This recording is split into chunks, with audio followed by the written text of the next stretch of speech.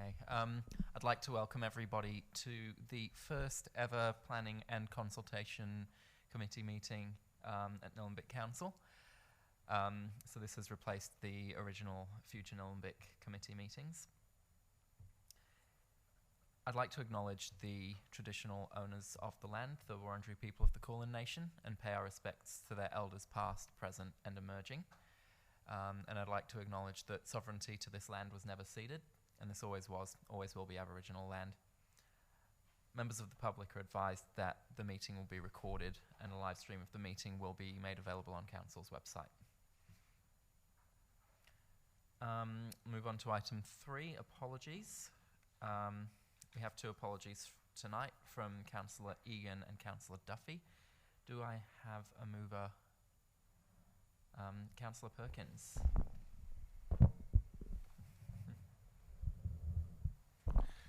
Thanks, Councillor Ramsharan. I'll move that the apologies for Councillor Natalie Duffy and Councillor Karen Egan be noted. Thank you, Councillor Perkins. Do we have a seconder? Councillor Eyre. Councillor Perkins, would you like to speak to that? Yeah, I've just got a statement from Councillor Duffy that Natalie's asked me to read out, so I'll do that. It is with regret that I cannot attend tonight's planning and community consultation meeting, and I ask Council to accept my apology. Yesterday I was readmitted to hospital via emergency with complications from my first round of chemotherapy treatment. The past 2 weeks have been extremely difficult, and I'm expecting that the months ahead will be tough with ups and downs. I will remain in hospital for a few more days. For the community, please know that I remain committed to doing a good job to represent you, and am pleased that on tonight's agenda my efforts to advocate for a safe signalised pedestrian crossing over the Hurstridge line between Edendale Farm and Allendale Road, Eltham North, is gaining traction. Councillor Eyre and I have worked together on this for 9 months, listening to the experiences of local families, dodging the rails to access public schools, public transport and recreation each day. We are pleased that local member Vicky Ward MP fully supports this investigation and acknowledge the 124 people who signed our community petition for Nillumbik Council to call on the state government to fund a community-led solution to this problem. Thank you for good wishes from the community regarding my health. It is certainly helping to keep my spirits lifted. Best wishes, Councillor Natalie Duffy. Thank you. Thank you, Councillor Perkins. Councillor Eyre, would you like to speak to that? No, only to say that I wish both Councillor Duffy and Councillor Egan best in their recoveries. Thank you. Thank you, Councillor Eyre. Any other councillors? All right, I'll put that to the vote. Those in favour? And that is carried unanimously. All right, we'll move on to item 4, confirmation of the minutes. Do I have a mover? Councillor Payne. Yes, I'm happy to move the confirmation of the minutes of the future Nillumbik Committee held on Tuesday the 9th of March 2021. Thank you, Councillor Payne. And a seconder? Councillor Stockman. Councillor Payne, would you like to speak to that? Not really, just to confirm that the minutes have been accepted. Councillor Stockman? Any other councillors? I'll put it to the vote. Those in favour? And that is carried unanimously. All right, that brings us to disclosure of conflicts of interest. Are there any conflicts of interest? Okay, so the next item is Positive Ageing Advisory Committee membership endorsement, and I will look for a motion. Councillor Eyre? Thank you. The recommendation... Can we go back? Yeah, that the committee, acting under delegation from Council, endorses the 7 new applicants onto the Positive Ageing Advisory Committee. Applicants A, B, C, D, E, F and G for their role as Positive Ageing Advisory Committee members. And 2, reconfirm that 9 listed committee members who tendered their reapplication onto the Positive Ageing Advisory Committee, applicants L through T, for their role as Positive Ageing Advisory Committee members. Point 3, resolve that the evaluation table and assessment, which is attachment 2, to remain confidential on the grounds specified in the definition of confidential information in section 3(1)(f) of the Local Government Act 2020.4, confirms amended terms of reference for the Positive Ageing Advisory Committee, and to note it's been updated March 2020, so see the revised attachment. And point 5, acknowledges and thanks all community members who submitted expressions of interest to the Positive Ageing Advisory Committee. Thank you, Councillor Eyre. Do I have a seconder? Yes. Councillor Payne. Councillor Eyre, would you like to speak to that? Yes, please. I'd just like to say how exciting it is to have the Positive Ageing Committee full. And so we've got 7 new members to join an already knowledgeable and passionate group of members. And I'd just like to also mention too, the last meeting we had last week, we had discussions about wanting to embed positive ageing into business as usual. So not just being a standalone advisory committee, but that the whole of council and community look at positive ageing across all areas. And I think that's a really positive way to be going. So to also note that there is a new terms of reference to have a look that will be updated to the revised attachment, and I'm just looking forward to working with the community on the Positive Ageing group. Thank you, Councillor Eyre. Councillor Payne, would you like to speak to that? No, thanks. Any other councillors? All right, in that case, I'll put it to a vote. Those in favour? Those in favour? Those in favour? And that is carried unanimously. And I'll just take this moment to give Councillor Eyre a chance to list all of the new members of the Positive Ageing Advisory Committee, so we have a chance to thank them publicly at this meeting. Thank you. So we've got Sue Riley, Max Lee, Janice Jan Taylor, Sandra Verdham, Janice Crosswhite, Joy Ferguson and Tiana Shen, and continuing members Anne Fitzpatrick, David Nichols, Deanna Finn, Gertrude McDonald, Pamela Johnson, Philip Green, Ray Carroll, Richard Kotek and Sabi Bueller. So congratulations and thank you to all of those members for wanting to support positive ageing in Nillumbik. Thank you, Councillor Eyre. All right, we'll move on to the next motion, which is motions to the Municipal Association of Victoria State Council meeting 2021. Do I have a mover? Councillor Perkins. Thanks, Councillor Amcharan. I've got 2 motions and I'll read them out. They are as per the attachment which are provided.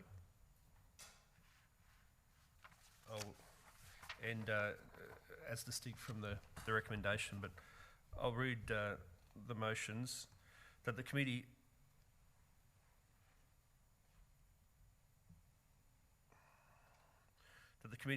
acting under delegation for council resolves to adopt the following 2 motions to the Municipal Association of Victoria's State Council meeting to be held on 21st of May 2021. And that is that the MAV endorses a notice of motion from the Nillumbik Shire Council to the 2021 National General Assembly of Australian Local Government Association and strongly advocates to the Australian Government to work closely with state and local government to develop appropriate funding mechanisms to enable local governments to establish community hubs for the co-location of key services such as education, youth services, counselling and community health in order to deliver comprehensive integrated support to local communities as they recover from the COVID-19 pandemic.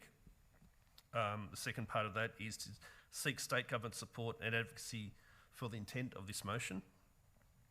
Part B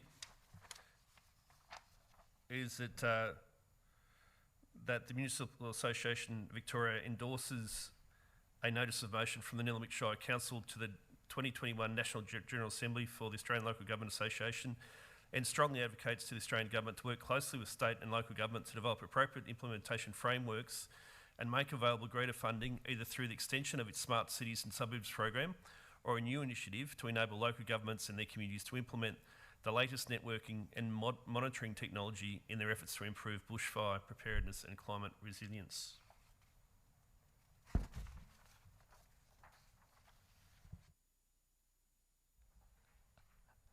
Sorry, Councillor Perkins, there were just a couple more points on the screen. Just confirming. Yep. And that we seek state government support and advocacy for the intent of this motion, and further that Council resolves to lodge motions and rationale as per attachment 1 to the Municipal Association of Victoria State Council to be held on 21st of May 2021.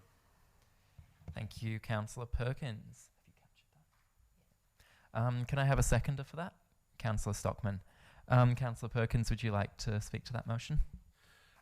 These two motions are essentially exactly the same as the motion's been put to the National General Assembly coming up, and what we're trying to do here is get some MAV support for those motions, but also to raise the issue with the MAV, and hopefully they can get or do some advocacy work with the state government, quite separate from supporting our motion to the National General Assembly. I think the motions speak for themselves, and I'll leave it there. Thank you, Councillor Perkins. Councillor Stockman, would you like to speak? Any other councillors? All right, in that case, I'll put it to the vote. Those in favour? And that is carried unanimously. Okay, the next item is extension of the project area for the Hurstbridge Line Duplication Project, request for feedback from Level Crossings Removal Project. Do I have a motion? Councillor Perkins. Yeah, it's slightly different to the officer recommendation. I'd just like to thank and acknowledge Councillor Duffy, who has helped out with this motion too, particularly the I think it's the last dot point, but I'll read it out in full.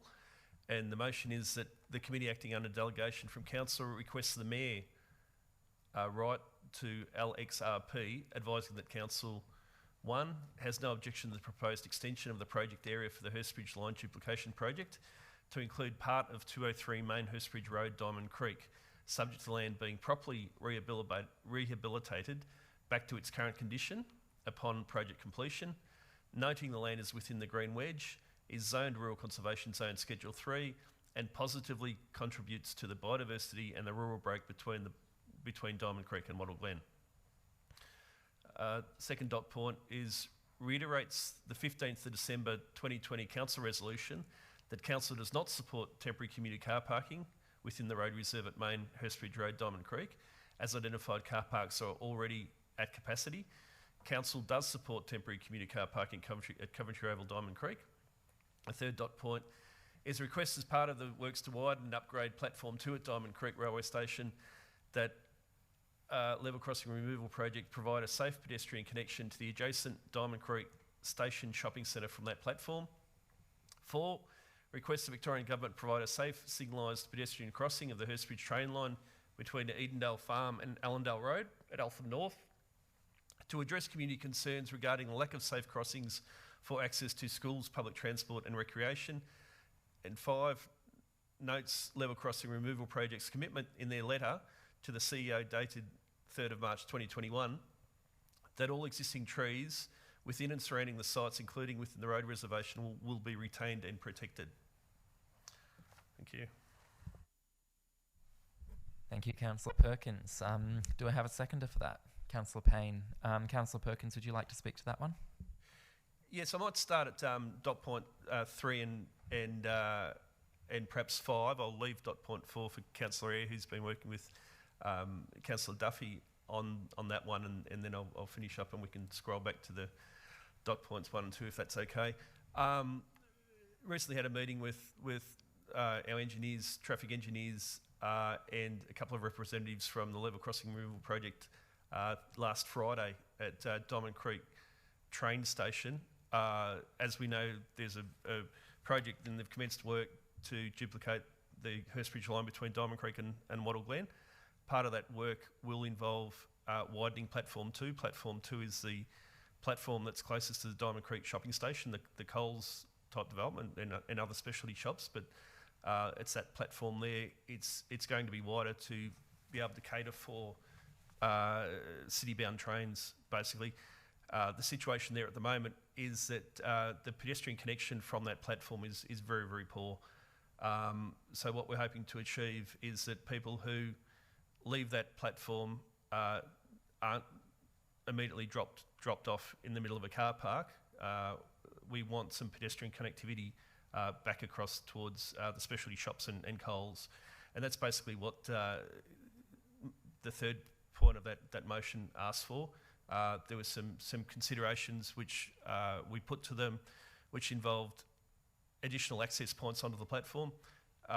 It's fair to say that that's out of scope, and I don't think that will get support.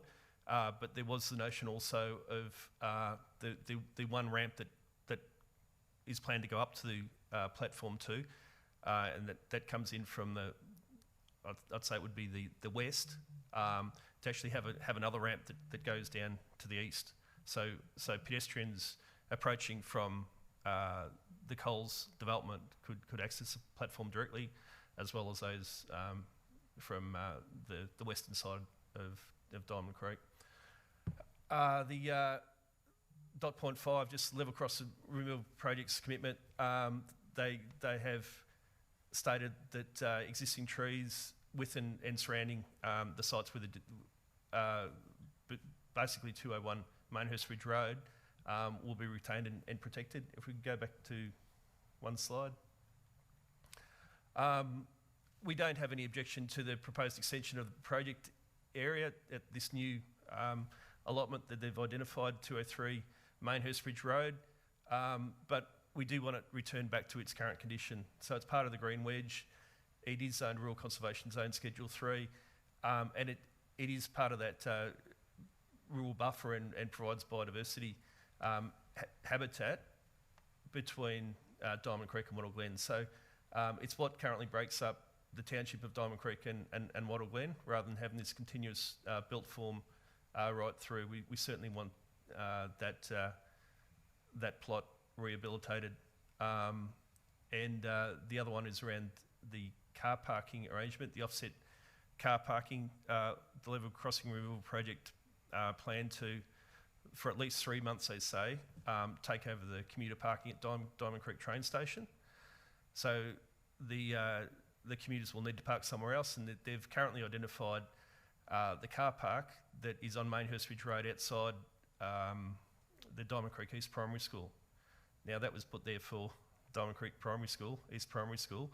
It was put there as a result of the Community Bank Stadium development, which took some of the car parking from the secondary college and Diamond Creek East Primary School, and that's why that car park's there. It's not an area that we're just going to roll over and say to Level Crossing Removal Authority, "Here, take over this car park." It is used. It's at capacity. There won't be any room for any more cars there. We certainly want Level Crossing Removal Authority to assist council in pointing commuters, if they need to park their car, even after the completion of works, to utilise Coventry Oval. There are a lot of car parks available right around Coventry Oval, and that's where we'd like to see commuters go, rather than tie up car parks outside of businesses, which will hurt existing businesses. So I'll leave that there, and I'll perhaps let Councillor Eyre talk about the level crossing at Allendale Road, between Allendale Road and Edendale. Thank you. Thank you, Councillor Perkins. Councillor Payne, would you like to speak to that? No. Any other councillors? Councillor Eyre. Thank you. Really, I wanted to talk to dot point 4, and what we're looking at here is creating an accessible and safe crossing across the Hurstbridge train line between Edendale and Allendale Road.